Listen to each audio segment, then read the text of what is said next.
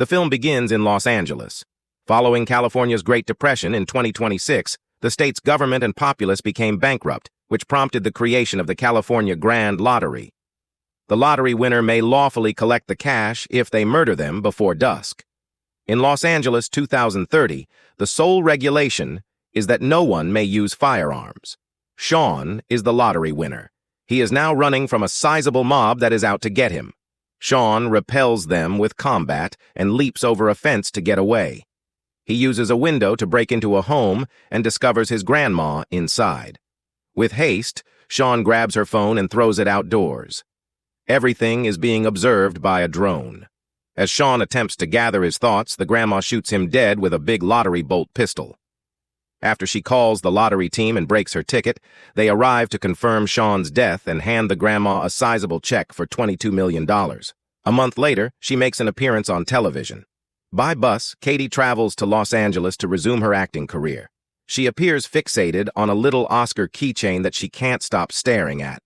She pulls faces to make a small girl nearby giggle, but on the other end of the phone, the kid's father is cruel to his daughter. The father begins to treat his daughter more kindly when Katie poses as a police officer and threatens him. While thanking Katie, an elderly woman takes her watch. Katie wishes she had bodyguards for the journey when she sees an advertisement for Lewis Protection Agency after she departs. She observes that everyone on the street seems strained or aggressive. The next lottery drawing is in 18 hours, and this is causing quite a stir in the media. The jackpot has increased to $3.6 billion, and ticket sales are at an all-time high. At home, Noel sings the Ninja Turtles song while he prepares his weapons. When Katie eventually gets to the room she booked online, she's surprised to see that Shotty, her new roommate, gave her a false impression of it. It's in horrible shape. Shotty is somewhat unpleasant as well. In Katie's room are images of her. She laughs poorly and doesn't answer her mom's calls, who is extremely encouraging. Additionally, Shotty has a rude boyfriend named DJ who, after giving Katie the home keys, slaps her as a joke. The next day, Noel's television advertisement surfaces, offering his security services to the lottery winner. Katie is shocked to see her clothing ruined by leaks coming through the ceiling of the upstairs bathroom when she wakes up. When she phones Shotty to voice her concerns, Shotty only offers to rent Katie her own clothing.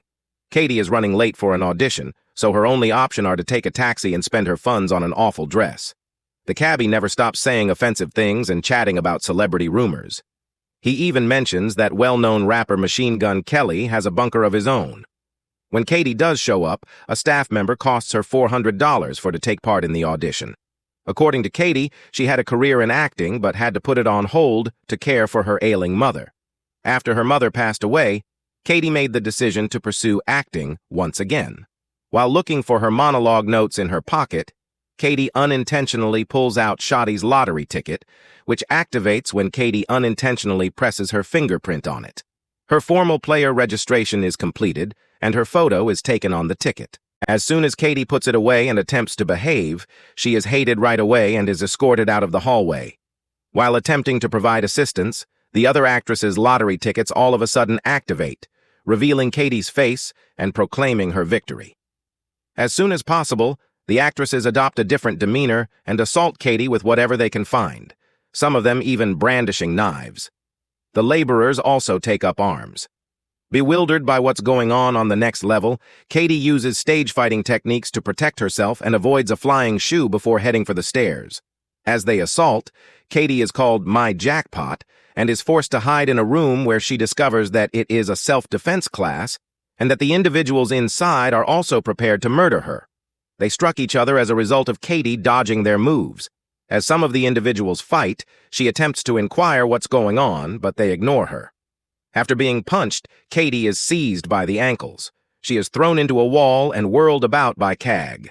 After landing her in a yoga class full of people eager to murder the self-defense men, chaos ensues as blood begins to flow from the man who grabbed Katie by the neck.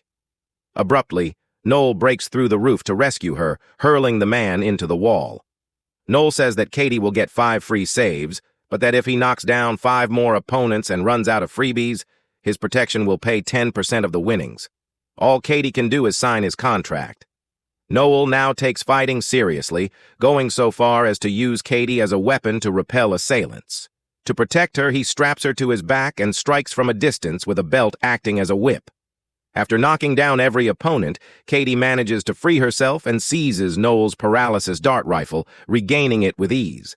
To prevent the unconscious person from choking on their tongue, Noel positions the body carefully. They have to hurry as they leave the building, he says, since the lottery drone, which is already outside, broadcasts the winner's position every 14 minutes. It is noted by Noel that it is against the rules for players to murder one another. Before they can depart in his vehicle, Noel helps Katie avoid the knife that people at a food truck are throwing at her. People in the community get wind of her whereabouts as they drive by and are ready to fight. The kids are left behind by the ice cream truck. And even the bus woman has a grand lottery bolt gun back with Noel after she's done explaining to Katie how the lotto works. Katie is shocked that she didn't know. Katie notes that since the news was so sad, she and her mother would only watch cooking and movie programming. Before accelerating, Noel pulls out helmets for the two riders who are soon pursuing the vehicle on motorcycles and ATVs. The car's roof catches fire when a Molotov cocktail is tossed on top of it, but Noel doesn't stop and drives into an abandoned warehouse. Noel spins the vehicle around, and a biker smashes into it as the wind puts out the flames, forcing him to continue driving through the warehouse to dodge the other motorcyclists. Someone lit a fresh fire? Katie wants to stop playing the game, but in current economy, her only option is to move out of the city. Not in my opinion. After taking out an enemy with his dart, Noel drives in circles as other opponents hurl different things at them. This produces a great deal of dust, which makes it possible for the two to flee by quietly pushing the automobile out. Until the second Molotov tumbles to the ground, the motorcyclists remain oblivious. Noel offers to drive Katie to the nearest quit line since she is adamant about wanting to give up. The motorcyclists discover them at that same time, and the pursuit resumes. As Noel draws his darts, Katie snatches her dagger as an adversary leaps into the vehicle via the rear window, but the female bites his arm. After hitting her with the mirror and grabbing the mirror, Noel asks Katie to drive even though she says she can't. Subsequently, Noel advances to the rear seat to resume the altercation, donning an additional helmet for his adversary prior to forcing her to exit the vehicle. Another Molotov is thrown at them by the bikers, and Noel has Katie drive into a wall in order to get away. A motorcycle crashes as he tries to avoid the stopped vehicle, and Katie uses her helmet to knock out the other rider. When the two attempt to drive away, the automobile breaks down due to the extensive damage it has sustained. After exiting, Katie attempts to flee, but Noel stops her. He says that even though he won't be paid if she leaves, he still wants to support her as they should treat others how they would want to be treated. Noel had to pop his nose back into place as Katie suddenly throws sand in his face and punches him. For me, I can't fathom such suffering. Katie runs to the police for assistance as a police vehicle pulls up at that very time, but the cops also want to murder her. As Katie flees across the street, Noel uses their taser to attack them in the nick of time. Katie puts a map over her face. She enters the wax museum, where she is shocked to discover that the guard is against lotteries and allows her to hide among the sculptures as the throng searches for her after seeing the drone nearby. Requesting to borrow Shadi's automobile, Katie gives her a call.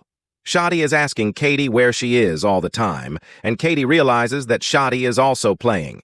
At that point, Katie's location is revealed by a monument that greets her as she enters the museum.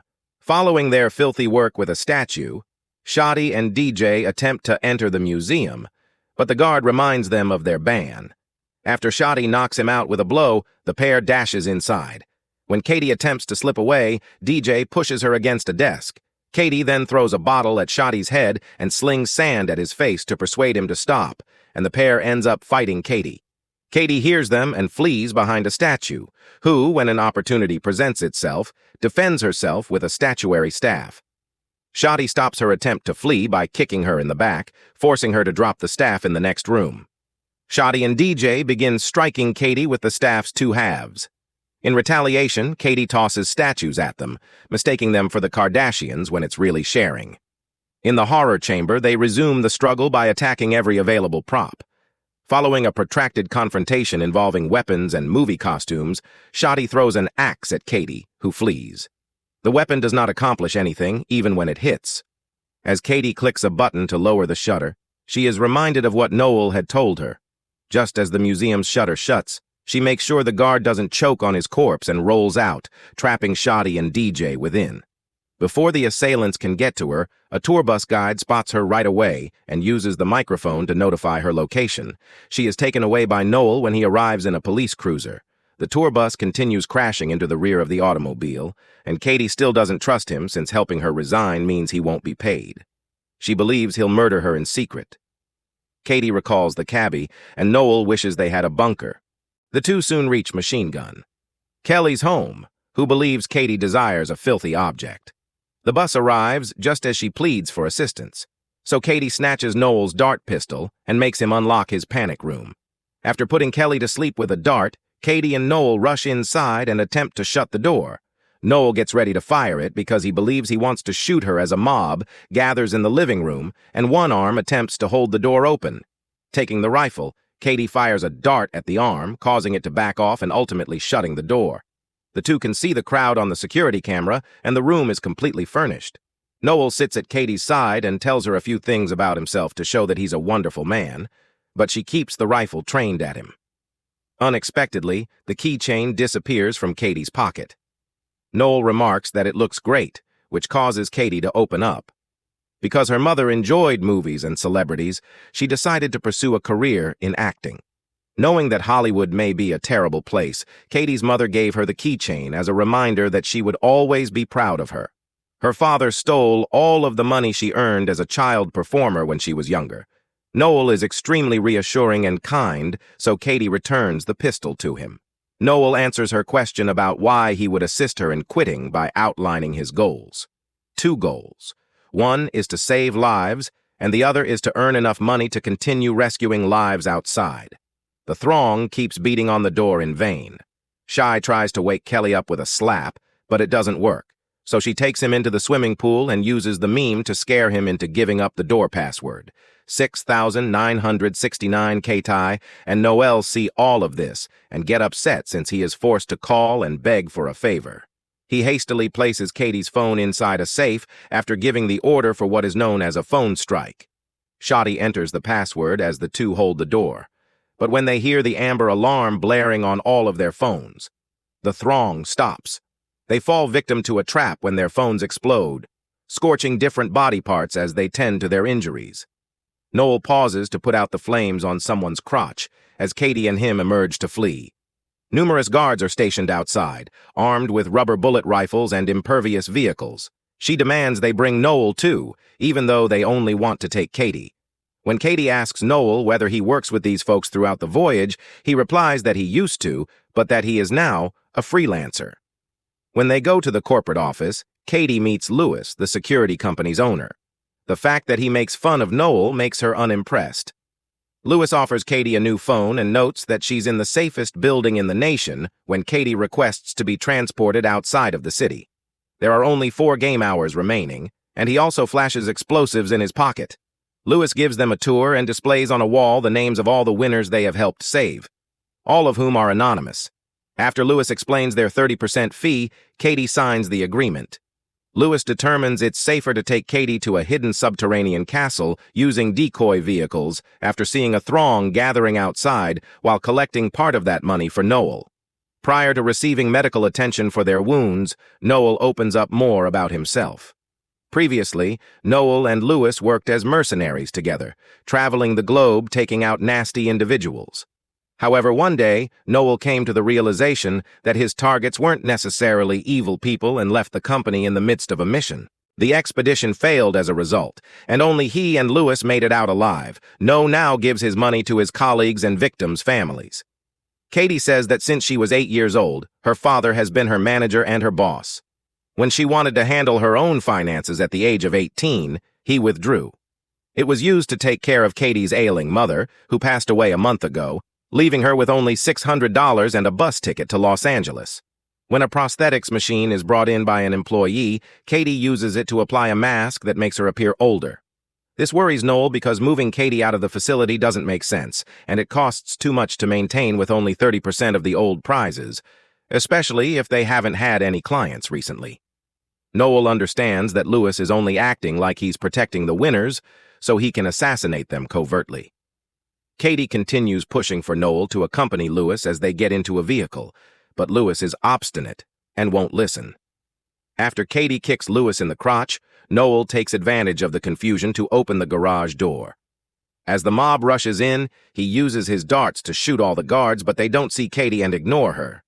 After giving Katie the key card he took from a guard, Noah instructs her to go while he buys some more time.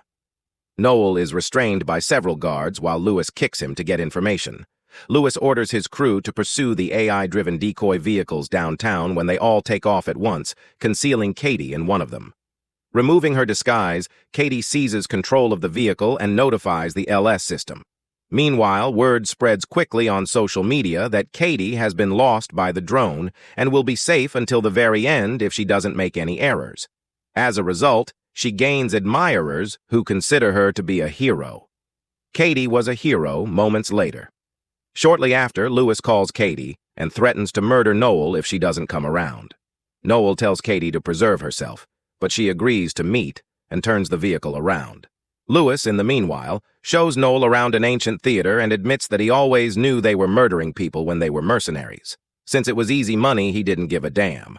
Lewis acknowledges that he murdered their team while making it seem as if Noel was at blame since he dislikes sharing. With barely 15 minutes remaining, Katie dashes inside the theater, where she finds Lewis and Noel on stage and grabs a bolt pistol from the glove box.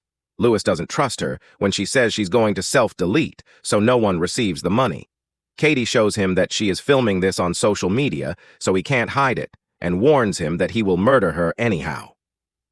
Lewis eventually drops the handcuff keys and offers to make a bargain as she begins to vent about her terrible life and verges on pulling the trigger. While feigning to hand him the pistol, Katie throws him off the stage, demonstrating that she was acting against Lewis's wishes. Katie finds herself targeted by the other players once again. All the people she's met today show up to the theater and block the doors, so Katie finds any item and uses it to abruptly slow them down. Lewis attempts to murder her by grabbing her leg. When a policeman attempts to assist, LS pushes him away and fights with Katie. Noel is still strapped to a chair and singing the Ninja Turtles song when a throng suddenly surges in. He then begins attacking the audience. Before long, the chair breaks, allowing him additional mobility. After disarming Lewis with a bite, Katie gives Noel the keys, allowing him to finally get away while Noel battles Lewis. Shoddy shows in to fight Katie with a katana, but Katie disarms her right away and gives her a headbutt to knock her unconscious. There are only 4 minutes remaining when a sizable throng walks into the theater. In an attempt to be safe as Noel fights Lewis, Katie climbs the stage decorations. After Lewis takes an axe from another player, N uses symbols to protect himself and ultimately vanquishes his old buddy. When the bus woman attempts to follow Katie, she pushes her off, and Noel begins destroying the decorations to make it impossible for anybody to follow. When the guys who are Katie Lewis come, half of them give Lewis a human gaze, while the other half tackle.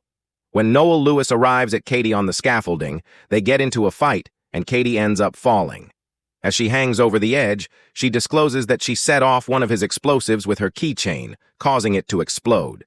When the clock approaches 0, Katie's admirers capture her with a large flag just in time to see Lewis die.